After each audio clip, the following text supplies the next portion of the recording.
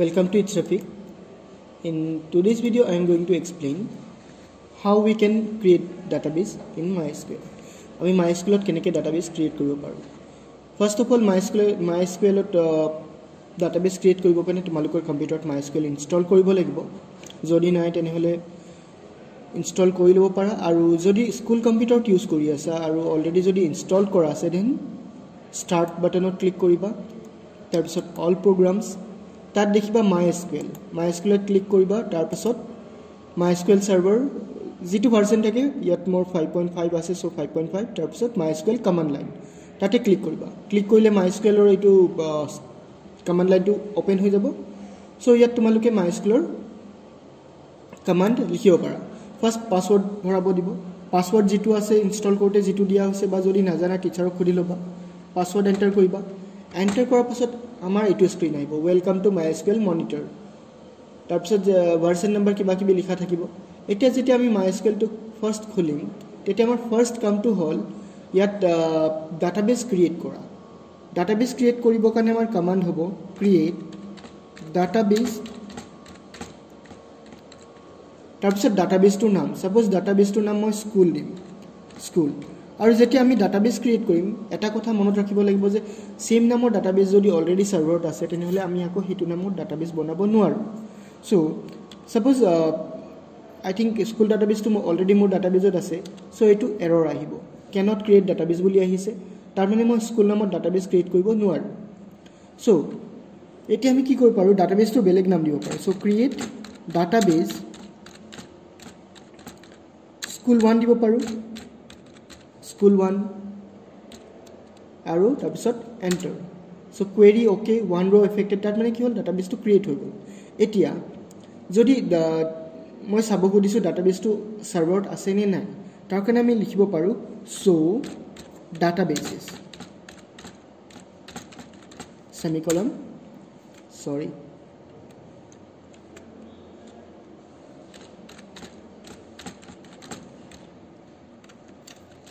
so এইগেটা database already মোৰ কম্পিউটাৰত আছে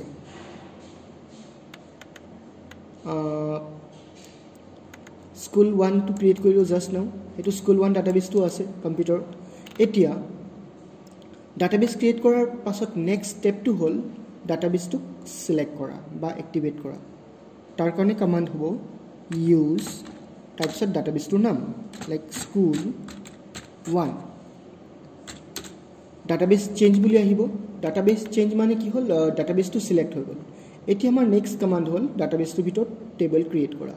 এতিয়া সাপোজ মই তোমালোকৰ ইনডালেবৰ কোৱেশ্চন নম্বৰ 1 টো কৰিব খুদি আছো গাৰ্মেন্ট টেবল এখন ক্ৰিয়েট কৰিম তাৰ কাৰণে কমান্ড হ'ব ক্ৰিয়েট টেবল তাৰ পিছত টেবলখনৰ নাম দিম গাৰ্মেন্টস সো GARMENTS তাৰ পিছত সিম্পল ব্ৰেকেট তাৰ পিছত আমি সেম লাইনতে কন্টিনিউ কৰিব পাৰো বা নেক্সট লাইনত যাব পাৰো নেক্সট লাইনত গলে এনেকে এৰো সাইন এটা আহিব তাত আমি ফিল্ড কেটাৰ নাম লিখিম ফাৰ্স্ট ফিল্ড হল PR কোড আৰু আমি ডাটা টাইপ দিম ইয়াত TR01 আছে তাৰ কাৰণে আমি ডাটা টাইপ দিম character size 4 so character ব্ৰেকেটত size লিখিম 4 এজ প্ৰাইমাৰী কি দিব লাগে নে নালাগে ইয়াতে লিখি দিয়া নাই ও प्राइमरी की বুলি দিব লাগিব বুলি কোড দিয়া আছে সো লিখিম प्राइमरी की মানে এটো PR কোড ফিল্ডটো আমি ৰিপিট কৰিব নোৱাৰো তাৰ পিছত আমাৰ নেক্সট ফিল্ড আছে ক্যাটেগৰি সো ক্যাটেগৰি লিখিম worker now character and worker মাজত ডিফাৰেন্ট কি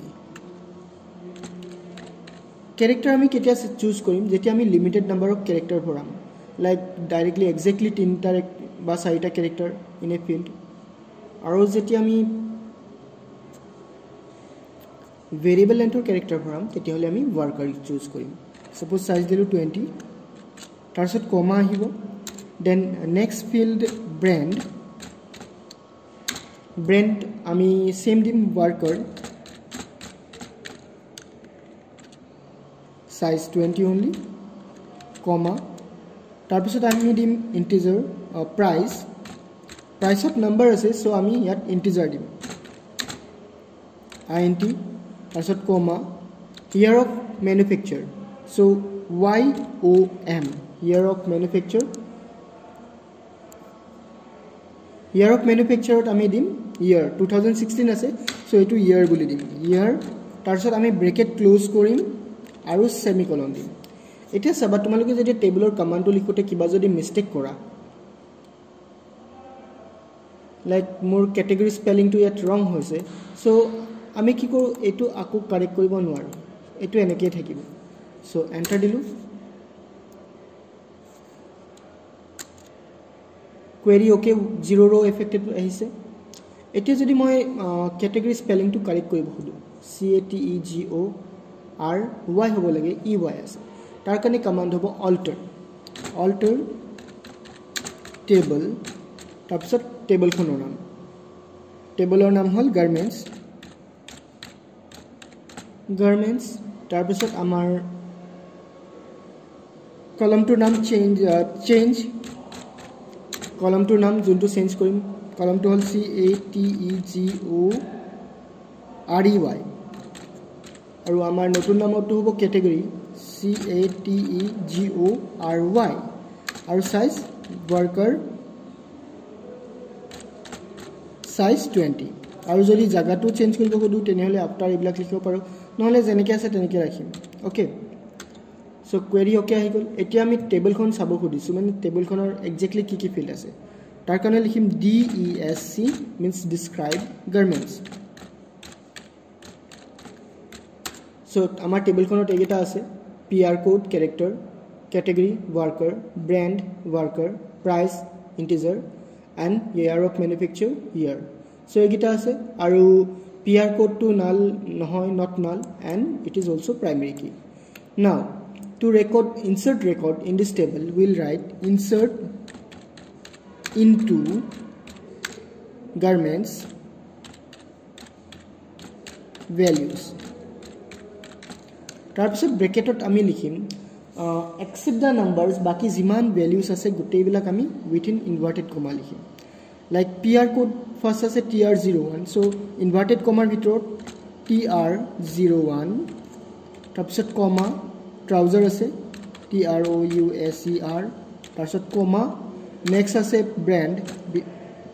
ব্ৰেণ্ড আছে ৰিচ লুক, সো ইনভাৰ্টেড কমাৰ ভিতৰত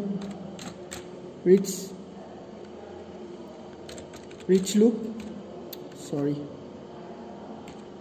তাৰপিছত আছে প্ৰাইস 4000, তাৰপিছত আছে ইয়াৰ অফ ম্যানুফ্যাকচাৰ, এটো আমি ইনভাৰ্টেড কমাৰ ভিতৰত লিখিম 2016, সো লিখিলো inverted comma close, bracket close,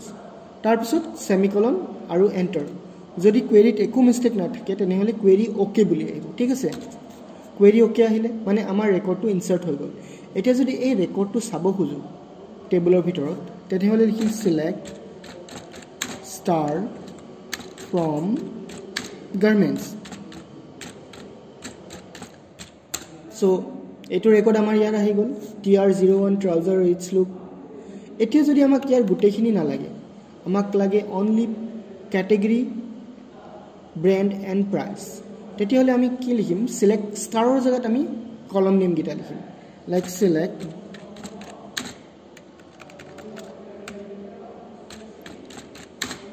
আমাক সাপোজ লাগে category, brand, price from garments। So এতিয়া only তিনটা কলম আহিলে, এনেকি কি কৰিব আমি সিলেক্টেড কলম দেখাব পাৰো। সো এনেকি আমি MySQL ৰ প্ৰ্যাকটিক্যাল কম্পিউটাৰত কৰিব পাৰো।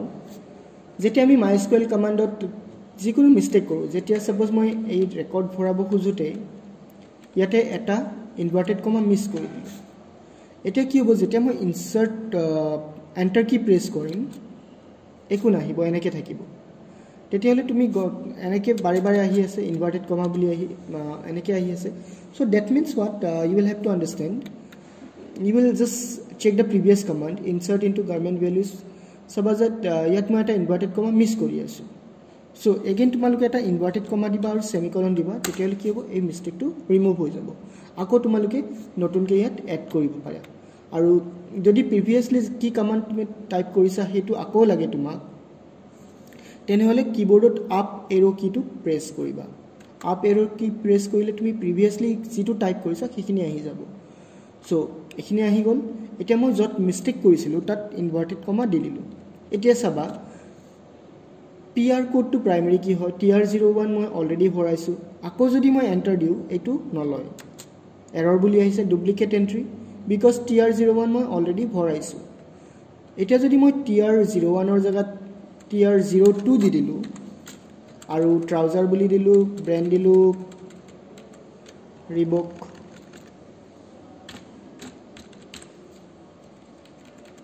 আৰু কষ্ট দিলো 5000 ইনসাৰ্ট কৰো এতিয়া কিন্তু ইনসার্ট হৈ যাব query okay one row affected আহিলে এতিয়া যদি মই আকৌ লিখো select star from garments then আমি ইয়াতে দুই লাইন মানে দুটা ৰেকৰ্ড পাম ইয়াতে okay I hope you have understood how you can do the practical আৰু যেতিয়া তোমালোকে MySQL প্ৰেক্টিস কৰিবা বা প্ৰেক্টিকেল কৰিবা in home computer or school computer তেতিয়া কি কৰিব বাৰে বাৰে তোমালোকৰ মিস্টেক আহিব পাৰে বা এৰৰ আহিব পাৰে সো এৰৰটো ৰিডিউস কৰিব খুদা তেনেহলে কি কৰিব পাৰে তোমালোকে কি কম্পিউটাৰত নোটপ্যাড খুলি লবা আৰু যিখিনি তোমালোকৰ কমান্ড লিখিব আছে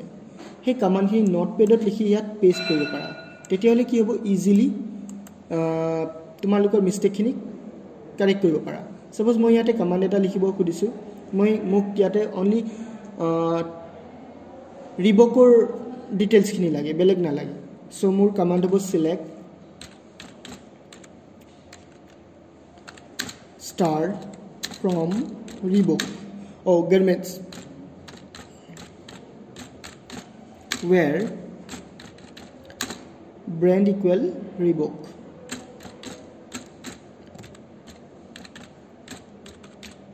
semicolon so মই এই কমান্ড খিনি লিখিলো select statement or এটা কি কৰিম মই এইখিনি কপি কৰিলো সিলেক্ট কৰিবা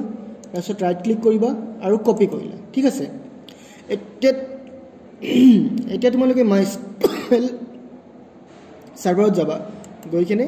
জাস্ট ৰাইট ক্লিক একো কৰিব নালাগে জাস্ট ৰাইট ক্লিকত ক্লিক কৰিবা ক্লিক কৰিলে কমান্ডখিনি আহি গল এতিয়া প্ৰেছ এন্টাৰ কি টু ৰান দা কোৱেৰি তো আহি গল ইয়াত অনলি ৰিবক আহিছে সো এনেকে তোমালোকে MySQL প্ৰেক্টিস কৰিব পাৰা কম্পিউটাৰত আৰু প্ৰেক্টিস কৰোতে যদি কিবা এৰৰছ আহে কমেন্ট সেকশনত লিখিলে হয় I will try to solve it. Thank you for watching. See you in a new video. Till then, take care and bye.